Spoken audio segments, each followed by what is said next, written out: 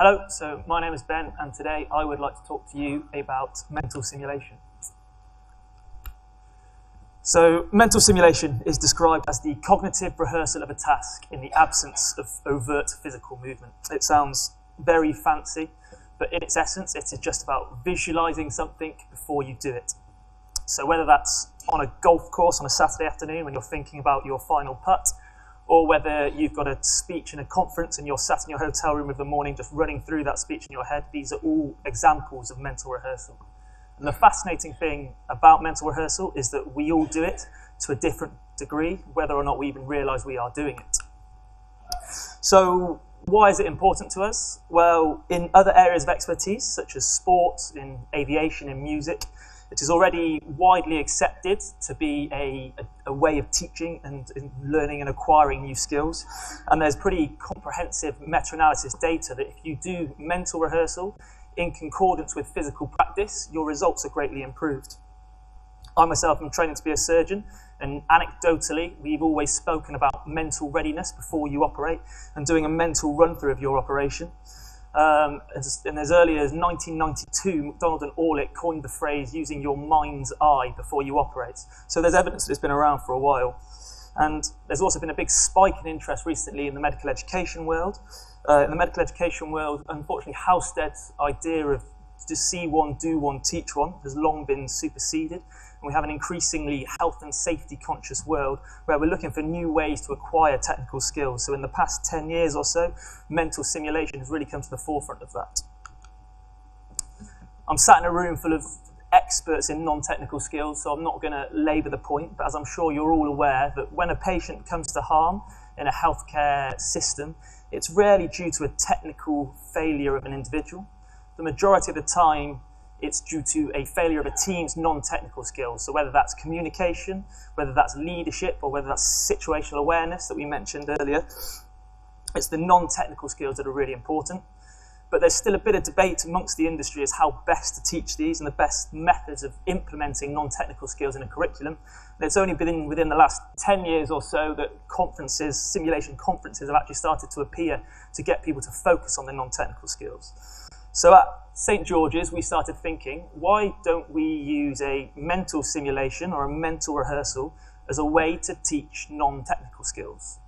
It was an idea at first that sounded quite abstract and a little bit out there, but then when we broke it down, we realized that it covers lots of aspects that are already fairly established. So the shared mental models, team goals, even something as simple as the WHO checklist, in its essence, is just forcing people to visualize and try and predict what's going to come up in their upcoming surgery.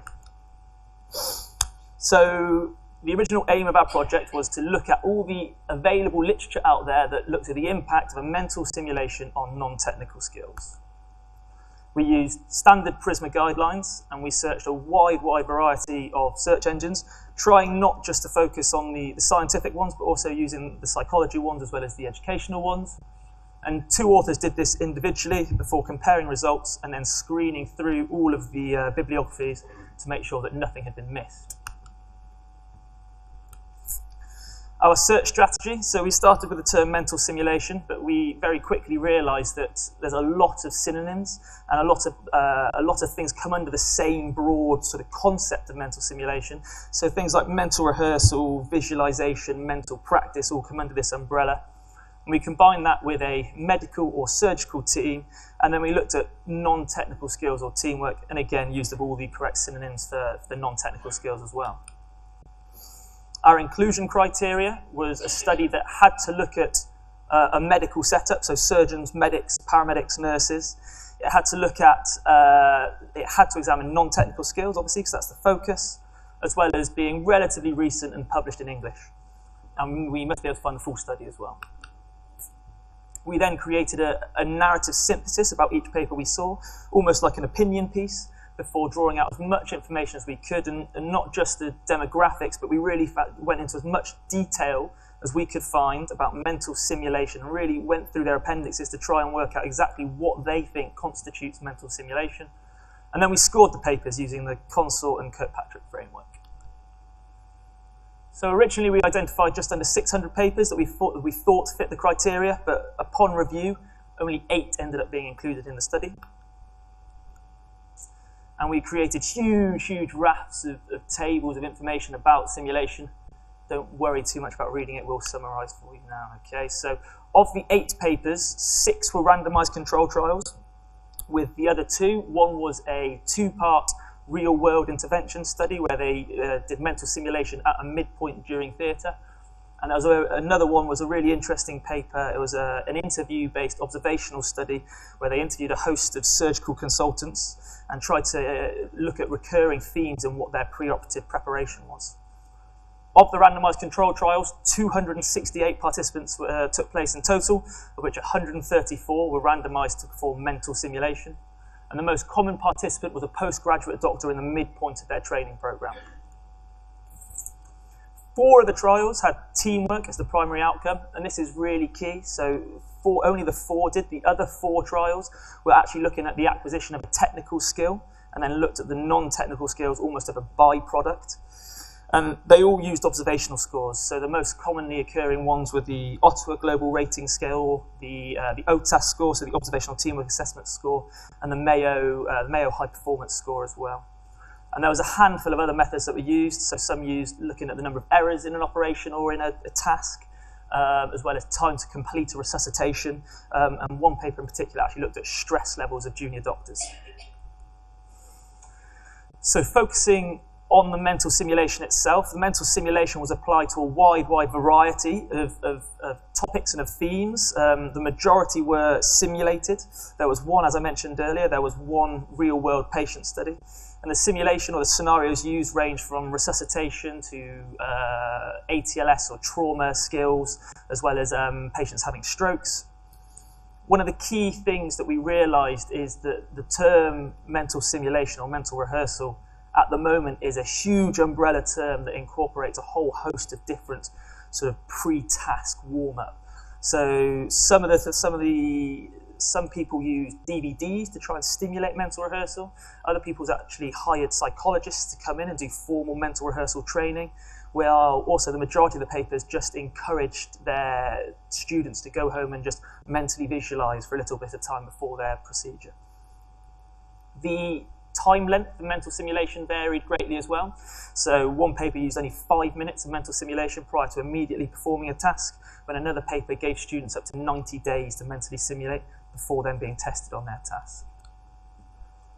So results of all of the work that we looked at, 3 of the randomized control trials showed a statistically significant improvement in teamwork when they performed a mental simulation prior to performing a task. And the interview study that I mentioned earlier identified mental simulation as a recurring theme of every expert surgeon's preoperative warm-up. And it also went on to clarify that a good mental simulation performed by a junior is used almost as a currency to let their consultant know that they're ready to undertake a responsibility. Unfortunately, we couldn't do any more statistical analysis of the interpapers because there's very little heterogeneity between them. It's come to the forefront recently that obviously we need to state the educational theories behind any educational intervention, and the 3 topics that came up or repeatedly came up were dual coding theory. So dual coding theory was originally created by Pavio, I believe, in 1971, and he hypothesized that there are 2 ways of learning. There's a visual and there's a verbal way. And the paper stated that by doing a mental rehearsal, they believe that we're actually stimulating both of those ways in our head because we're visualizing speech, the visual and the verbal at the same time. There's actor network theory. Actor network theory is a theoretical socialism sort of construct where it says that everybody in a learning environment is sort of entwined in a complex web to lead you towards your educational goal. And they believe that mental rehearsal just plays a key role in that web of guiding people forwards. And finally, neuroplasticity. So there is some evidence that if you put people in an MRI scanner with the correct electrodes all around their head and you get them to visualize performing an activity, the same parts of the brain light up as if you were to then physically go and perform that activity. Consort scores. So I'm aware you all probably know what the Consort score is, but just for those that don't, it's a way of grading a randomized control trial. It's out of 25. Anything above 20, I believe, is deemed a good quality trial. And finally, the Kirkpatrick levels. Again, I'm sure you're all very aware what Kirkpatrick levels are. but just in case you're not, level 1 roughly means that people enjoyed their educational intervention. Level 2 means that people learned something from their intervention. Level 3 implies that behaviours changed, and level 4 implies that your outcomes changed at the end. So the majority of the trials were around the level 1 and level 2 level. There was one trial, the Ibrahim et al. In 2015, that went all the way up to level 4. However, we put some asterisks next to that. That is the interview study, and there's an argument to say that it was an observational study, so maybe we can't necessarily apply the Kirkpatrick rating scale to it. So, our early evidence, or the early evidence, suggests that mental simulation can improve non-technical skills. However, the research that is available at the moment, there is not much of it, and it's not of the greatest strength. The same limitations came up again and again between all the papers. So we've already mentioned the methodology scored pretty low on the Consort score. The Hawthorne effect. So whenever you put a camera in an operating theatre or wherever you get people in a simulation suite, you have to accept that their natural behaviours change, and all of the studies were pretty exposed to this. And finally, bias between groups. So all of the groups compared mental rehearsal back to the control group. But as I said at the start, mental rehearsal is something that a lot of people do naturally without even realising it. So your control group might be mentally rehearsing and you don't even realise that they're doing it. Looking specifically at mental simulation, it needs standardising. So at the moment we have a huge amount of sort of umbrella of things that people count as mental simulation. So we need to work out what works best and then apply that to all of the upcoming research. And we need to make sure the focus is correct. As I said, only 4 of the papers actually focused on non-technical skills. The other papers got people to visualise, for example, visualise tying a suture, and then expected people's non-technical skills to get better as almost as a byproduct. And I don't think that's going to be the case. If you want people's non-technical skills to improve, you need to make sure that you perform your mental visualisation and focus it on the non-technical skills, and potentially even perform it as a team, as at the end of the day you're looking to improve communication and things like that. Looking from an educational point of view, they all scored fairly lowly on the Kirkpatrick scores. So if we're looking at mental simulation as an educational intervention, we need to have longitudinal follow-up of students. And we need to also look at whether mental simulation needs teaching. Are we making an assumption that everybody can mentally simulate, and also that everybody would mentally simulate in the same method? So we need to work out, should we be teaching this as part of our curriculum?